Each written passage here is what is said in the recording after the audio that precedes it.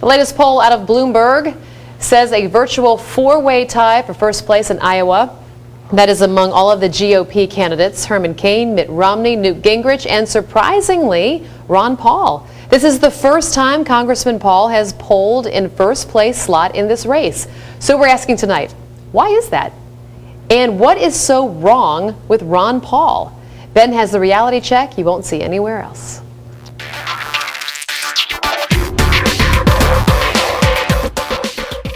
Texas Congressman Ron Paul is the political force that nobody's talking about. Tonight I take a look at three areas where the media claims that Representative Paul is too radical to get the Republican nomination.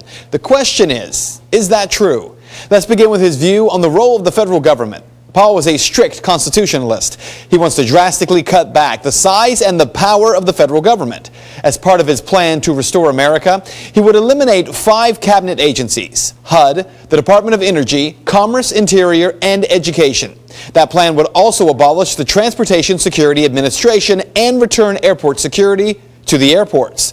Congressman Paul also says he would end the days of government agencies writing laws through regulation. So this whole principle that the executive branch as well as the judicial branch can write law, that has to be challenged because this is how we got into this mess. This is why government is too big and has to be reversed. So is the idea too radical? Well, not if you're a supporter of Texas Governor Rick Perry, who wants to eliminate 3 of those departments: Commerce, Education, and Energy.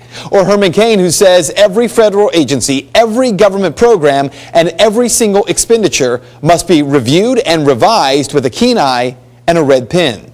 Paul's plan isn't more radical than the others, it's just much more specific. Now to the concern that Ron Paul wants to deal with Social Security by letting older people die. Yes, someone actually told me that not 24 hours ago. I would find that a lot of cuts, a lot of other places. Matter of fact, on Social Security, it is already being reformed because the cost of living increases aren't there, so the value is going down.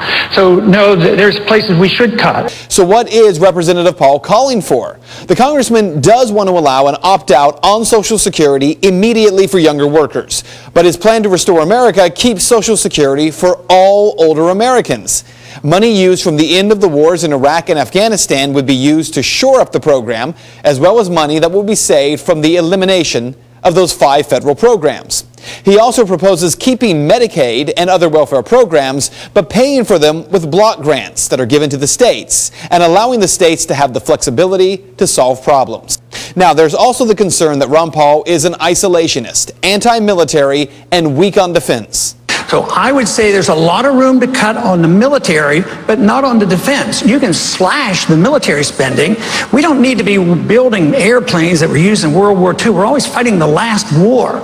But we're under great threat because we occupy so many countries. We're in 130 countries. We have 900 bases around the world. We're going broke.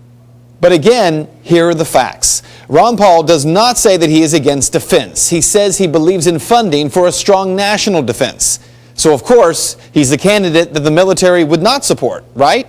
Well, according to USA Today and PolitiFact, Ron Paul has received, get this, more campaign contributions from people who work for the military than either President Obama, and almost 3 times as much as all the other Republican presidential candidates combined. So here's what you need to know. This is not an endorsement of Ron Paul for president. Those of you who don't support him have your reasons, and you're entitled to them. But this is an endorsement for fair coverage, and there is no question the congressman isn't getting it.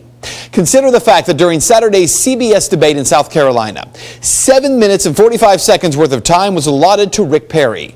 5 minutes and 45 seconds worth of time to Rick Santorum, who was polling at nearly the last place among presidential contenders.